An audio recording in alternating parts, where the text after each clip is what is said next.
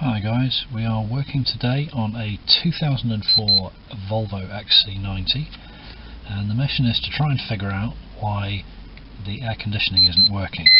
Customer states that the vehicle has just had a fresh charge of gas,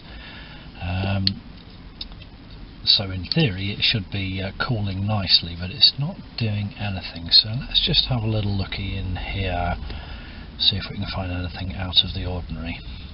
Now there are several different temperature sensors that work on the climate control. There's one of them right there in the middle. They oftentimes get blocked up, but I've hoovered that one out already, so there's no dust in there. That is not the culprit here. There are two other temperature sensors, one on the left hand wing mirror and one on the right hand wing mirror. Not both of them are connected. This piece here is the temperature sensor. That's the bit that does the actual work. This little plate just holds on to it. It's a 2-pin connector internally. Very easy to replace, but there is a couple of tricks to it, and I'll cover that in another video.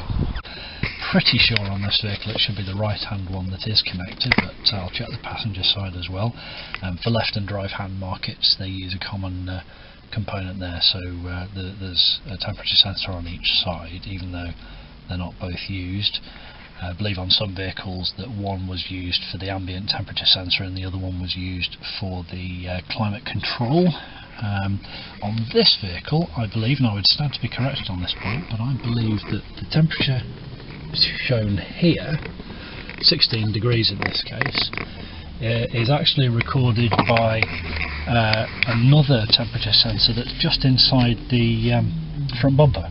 I'll have a look at that one in a bit, but for now I'm going to go into the control unit of this engine management system and we're going to have a look at the wing mirror temperature sensors just to see what's going on. This is quite a common issue with these ones. So passenger door module, I'm not expecting this one to show anything. If this isn't connected then this will show a 0. Hold on. Outside temperature 0 degrees C. Well, it isn't, but that's not necessarily showing 0 degrees C. That could just be showing that 5 volts is not being sent to that sensor, and so there's no difference between what's being sent and what's being received, which is also nothing. Let's have a look instead in the driver's door module. View data.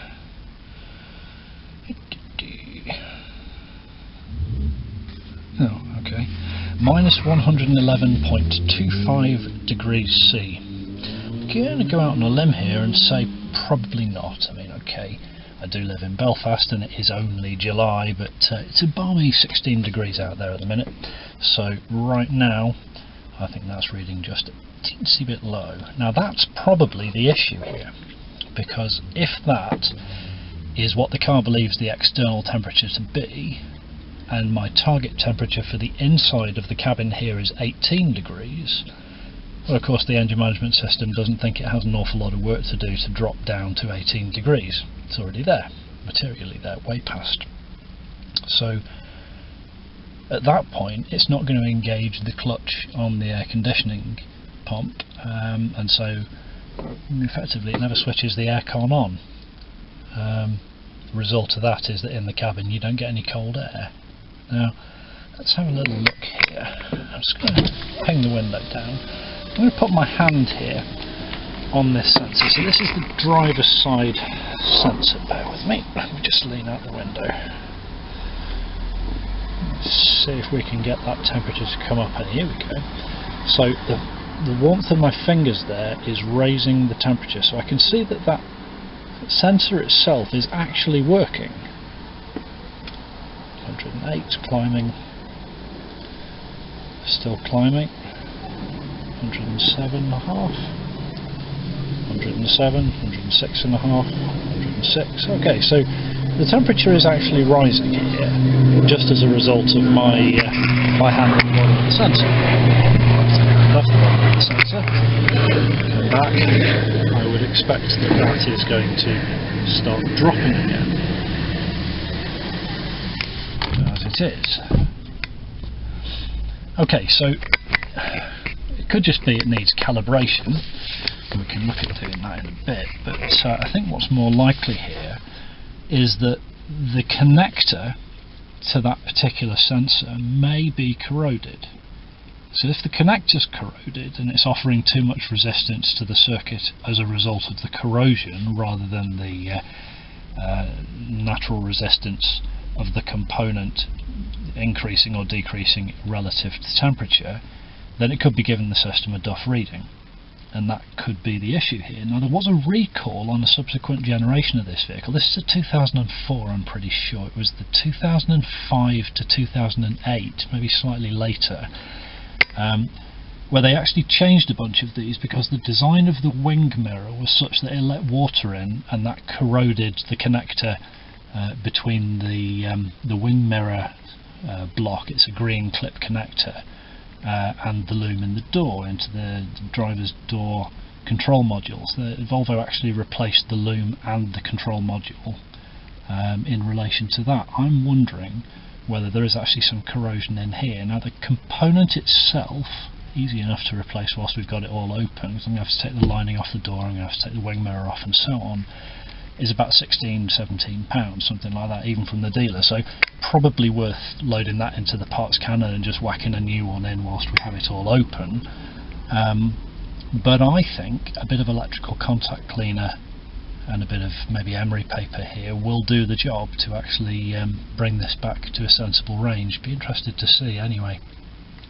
Yeah, I think that is the culprit. The fact that the engine management system here believes that it's already way lower than the target temperature, and so therefore it doesn't have to do any work to achieve said target temperature.